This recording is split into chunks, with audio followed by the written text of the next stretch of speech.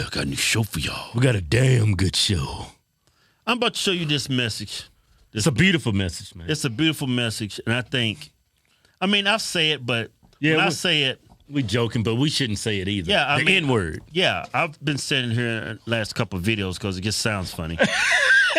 But I really shouldn't be using that word. Yeah. In my opinion, and I've always said this, no black guy. Yeah. Nobody should use that word. Yeah. Right? But for some reason, the black community thinks they've taken that name and turned it into a term of endearment, which is crazy as hell. Because I know white people, when white people like... He crazy as hell. These niggas calling each other niggas. I know white people's like, man, this is just bizarre. And it is. I said that wrong. What? Maybe a racist white man would say, these niggas calling each other niggas. White people look back. Wow, black people calling each other the N-word. That's how I should have said it.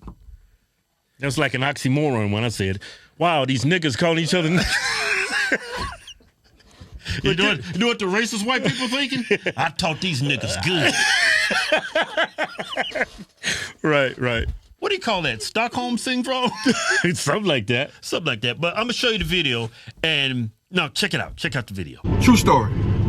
Just yesterday, a young black guy on my job, around 20-some years old, he called me the N-word, and I got upset, and I told him, I warned him, I said, don't call me the N-word. So he didn't quite understand why I was upset about him calling me the N-word. And I said, let me tell you a little story. I said, back in the early 1980s, my parents moved us to an all-white town in North Carolina. I was around 12 years old, okay? And within days of moving to this town, we saw Ku Klux Klan newsletters and all kind of crap in our front yard every day, okay? So my younger brother and I, we were like, why would our parents move us to an all-white town like this? We didn't understand. So, but in the midst of all that, you know, I met two cool little white dudes, and they told me where I can go ride my BMX bike and skateboard and all this kind of stuff. Anyway, I went there, had a good time, and I left. And when I left there, I was by myself riding my bike back home. I was riding, all of a sudden a car jumped the curve. It was two older white men. Jumped out of the car and said, where you going, N-word? I looked, and they said, take your ass back where you come from, you little N-word. And the taller one, he took and looked in my eyes with so much hate, and he spit directly in my face and called me the N-word again. And they left. They didn't touch me, but they left. I remember wiping my face off, and I got back on my bicycle, and I started riding back home, and I cried. I cried. There was nobody there to protect me. This was done to a 12-year-old kid.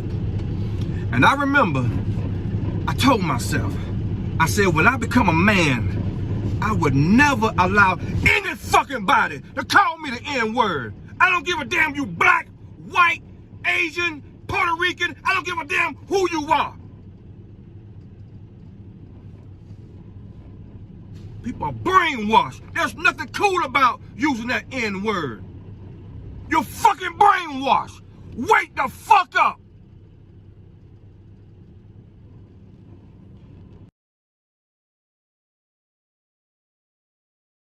You better not call him.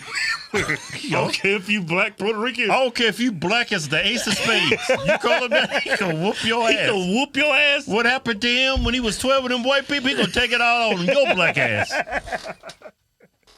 But there's a lot of wisdom in what he's saying. There's a lot of wisdom, man. It's a beautiful message. Nobody should be saying that. Even black people. And black people, of everybody needs to hear this message. I understand why white supremacists use that term, but I'll never understand why black people use that as a term of endearment. It just boggles my mind. You know what's he grew up in North Carolina. We grew up like maybe an hour from North Carolina. Yeah. And we grew up in Martinsville, Virginia, and he brought up the Klan. Every year, annually, the Klan would walk down the main street in our city. Mm-hmm. The Ku Klux Klan. Yeah. And I'm sure he's seen it too because he might be a little bit older than us. It's probably it look like we about the same age. Around 50. Mm-hmm. But anyway, and I ain't 50. What the hell you talking about? I'm 35. 48. I'm 37. No, we 35. Yeah. What the hell you talking about? I'm 35. I ain't 50. But anyway, and so I know exactly what he went through. I mean, we grew up in the South too, Virginia, and I got called out a lot by white and that kids. happened to me. I walked up the street. Mm-hmm. I was gonna go play with my friend GB Hopkins, and I was walking by this house, and there was a rebel flag flying out front. Yeah. There's a bunch of rednecks out there drinking with mullets, Drinking Pabst Blue Ribbon beer. and one of them had this big ass Great Dane. I thought he was gonna sick that big ass dog on me. That dog looked like a damn deer. It was huge, right? And they looked at me. I was scared. He said, "You know what that white man told me? You know what he told me? What'd he tell you, man? Because he knew who I was. He knew I was going to go play with his, well, he knew of GB. He didn't really know.